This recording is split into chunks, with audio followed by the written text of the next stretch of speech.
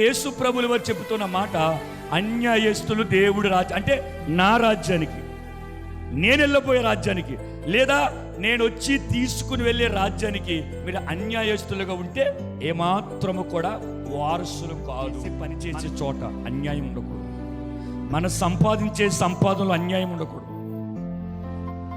మనం మాట్లాడే మాటలో అన్యాయం జరిగించే మాటలు ఉండకూడదు. అన్యాయం జరిగించే మాటలు అంటే ఇప్పుడు మనిద్దరం మాట్లాడుకుంటామా, మాట్లాడుకుని ఈ మాటలన్నీ పట్టుకెళ్ళి ఇంకోళ్ళకి చెప్తావు, అది ఎంత అన్యాయం. ఇప్పుడు అవతల వ్యక్తి నిన్ను నమ్మి తన బాధను వ్యక్తపరుచుకున్నాడు, అర్థమవుతుందన్న మాట. నా వైపు చూడు. ఇప్పుడు నన్ను నమ్మి నీ బాధ అంతా నాకు చెప్పావు, ఆ బాధలో అవతల వ్యక్తి గురించి 2 మాటలు ఉన్నాయి. ఇప్పుడు నువ్వు ఓదార్చాలి, నెమ్మదిపరచాలి, నువ్వు దేవుడి ప్రేమ కలిగి ఉంటే ప్రభుకి అప్పగించేద్దాం అని చెప్పాలి. అలా కాకుండా ఈ మాటలకు 2 మాటలు చెప్పి అవతల వ్యక్తికి చెప్తే అది చినికి పెద్ద వార్త అయితే ఆ వ్యక్తి వచ్చి వ్యక్తి దగ్గర ఏమంటాడు చెప్పనా, ఎంత అన్యాయం చేసావురా, ఎంత అన్యాయం చేశావు, నేనేదో నీ దగ్గర నా బాధను చెప్పుకుంటే ఎంత చేసావా. చూసారు ఎంతమంది అన్యాయం. లోకములో న్యాయం లేదు, ఉందా? లేదో, ఉండదు కూడా గుర్తుంచుకోండి. మాకు న్యాయం కావాలి, మాకు జస్టిస్ కావాలి, న్యాయం కావాలి అంటే ఎక్కడ దొరుకుతుంది నా ముఖం? న్యాయాధిపతి అయిన దేవుడి దగ్గరే న్యాయం ఉంది. ఈ మనుషులు ఎల్లరూ ఇక్కడెక్కడ న్యాయం ఉండదు. ఫలానా చోట ఫలానా ఊర్లో అబ్బా న్యాయం ఉంది అక్కడంటే కనుక మరి పరలోకంలో అన్యాయం ఉందా? ఉండదు.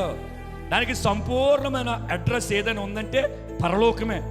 కాబట్టి అక్కడికి వెళ్ళాలి అంటే నువ్వు అన్యాయంగా బ్రతకూడదు. చక్కే సంపాదించినంత కొత్త నిబంధనలో కూడా అన్యాయం, అన్యాయస్తుడి ఇంటికి వెళ్తాడు. కానీ అది యేసయ్య తన ప్రేమ చేత వ్యక్తిని న్యాయస్తుడిగా మార్చేశాడు. దేవునికి స్తోత్రం. ఇప్పుడు చెప్పండి, అన్యాయం అంటే మీకు ఇష్టం ఏముంది? లోతుగా వెళ్ళను. మనం మాట్లాడుకునే విషయాలే ఈ ప్రార్థన అయిన తర్వాత మళ్ళీ మనం కలిసి మాట్లాడుకుంటాం చూసారా, ఆ మాటలో చెప్తాను మీకు నేను. అన్యాయం అంటే ఒక వ్యక్తి పరలోకం వెళ్ళాలి అంటే భక్తి చేస్తే కాదు, ప్రార్థన చేస్తే కాదు, ఉపవాసం ఉంటే కాదు, దేవుడి కొరకు పరిచర్య చేస్తే కాదు, మరుగుదొడ్లు కడిగితే కాదు. నువ్వు అన్యాయంగా బ్రతకూడదు. ముందు అన్యాయంగా బ్రతకూడదు. మరి అన్యాయంగా బ్రతకూడదని నేను ఏం చేయాలంటే ప్రభు చెప్పాడు, పసి పిల్లల మనసు కలిగి ఉండరా. ఏంటంట? చిన్న పిల్లల మనసు కలిగి ఉండు. అంతేగాని నీకు వారసత్వం వచ్చేది మీ నాన్న పౌరుషమో, మీ మేనమామల పౌరుషమో, లేకపోతే భార్య భర్త భార్య, ఇది అనుసరించొద్దు. ఎప్పుడైనా చిన్న పిల్లలు ప్రభు చెప్పిన మాటలు. ఇప్పుడు ఒరే సోమరి అన్నప్పుడు ఎక్కడికి వెళ్ళమన్నాడు? అసలు ఎంత ఈ సృష్టి అంతటిలో అల్పమైన జీవం, అవునా?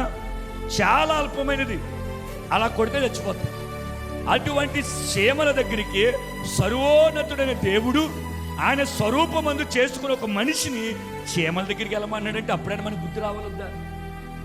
అప్పుడు నువ్వు నేను అడగాలి, అయ్యా నేను నీ స్వరూపమందు చేయబడ్డాను కదా, నీ రూపంలో చేయబడ్డాను కదా, నీ ఆత్మ చేత నింపబడ్డాను కదా, ఏ మనిషి దగ్గర పంపొచ్చు కదా. ఒరే గవర్నమెంట్ క్షేమల దగ్గరికి వెళ్ళి, క్షేమల దగ్గరికి వెళ్ళి నేర్చుకో.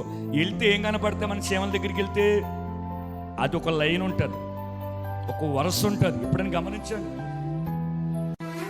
అది వరుస క్రమంలో అవి వెళ్ళి వేసవకాలానికి ఏం చేస్తుంది?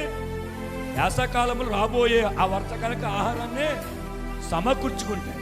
కానీ ఆహారాన్ని సమకూర్చుకునే ఆ ప్రక్రియలో గొడవలు పడవయ్యి, ఒక సీమ మొయ్యి, ఒక సీమ ఒక అన్నం మెతికి లాక్కెళ్ళకపోతే ఇంకా 2-3 సీమలు వచ్చి చూసారా? చూడలేదు మీరు? నిజంగా దేవుడు ఎంత గొప్పడు తెలుసా? అంటే సీమ దగ్గరికి వెళ్ళమంటే సీమ నేర్పే పాఠం అది. అలాగా ప్రభు చిన్న పిల్లల మనసు కలిగి ఉండండి. ఒకవేళ మీరు అది కలిగి లేకపోతే నేను ముందే చెప్పేస్తున్నాను, అన్యాయస్తులు దేవుడి రాజ్యానికి వారసులు కాలే. చిన్న పిల్లలైతే అన్యాయం చేయరు. ఇప్పుడు ఒక చిన్న బిడ్డ పాలు తాగి బిడ్డ ఉంది, నడిచి నడవని బిడ్డనే మీడియా ముందు తీసుకొచ్చి ఈ పిల్ల నాకు అన్యాయం చేసిందంటే ఈ ప్రపంచంలో ఎవడని నమ్ముతాడా? పకాడించి నవ్వుతాడు. చిన్న పిల్లని తీసుకొచ్చి నన్ను మోసం చేసింది పిల్లంటే అసలు డైరెక్ట్ కౌంటర్ ఇచ్చేస్తారు. వీడికి ఏదో పిచ్చెట్టింది, ఎర్రగడ్డ హాస్పిటల్ తీసుకెళ్ళనంట. అంతేనా? ఎందుకు? చిన్నపిల్లలు అన్యాయం చేయరు. అటువంటి మనసు కలిగి నువ్వు ఉంటే, అంటే ఆకారంగా పెద్దగానే ఉంటామండి మనం, ఇదే ఆకారం అలాగని చెప్పేసి చిన్నపిల్లలాగా మారిపోమని కాదు. నీకోదేం వచ్చి, ప్రభువా నేను నీ రాజ్యానికి రావాలంటే ఏం చేయాలంటే ఏంటి, ఒకడు నూతనంగా జన్మిస్తే తప్ప, అంటే ఇప్పుడు నేను చచ్చిపోయి 80 సంవత్సరాలు నాకు, నేను చనిపోయి తల్లి గర్భంలోకి వెళ్ళిపోయి మళ్ళీ నేను పుట్టాలని అడుగుతాడు నీకోదేమో. అలా కాదురా బాబు, నువ్వు నీటి బాప్తీసం ద్వారా చనిపోయి నూతనంగా నువ్వు బతికి అప్పుడు నువ్వు రాజ్యానికి వస్తావు అన్నాడు. దేవునికి స్తోత్రం, హల్లెలూయా. ఇప్పుడు చిన్న పిల్లల మనసు అంటే ఆకారం ఇదే ఉంటుంది, ఇంకా పెద్దదైతే పెద్దగా ఉంటుంది. కానీ ఎంత పెద్దదైనా నువ్వు చిన్న పిల్లల మనస్సు కలిగి ఉంటే, హాని చేయని వాడిగా, అన్యాయము చేయని వాడిగా, శ్రమ పెడితే శ్రమ పెట్టని వాడిగా నువ్వు ఉంటే నీదే పరలోక రాజ్యం. దేవునికి స్తోత్రం, హల్లెలూయా.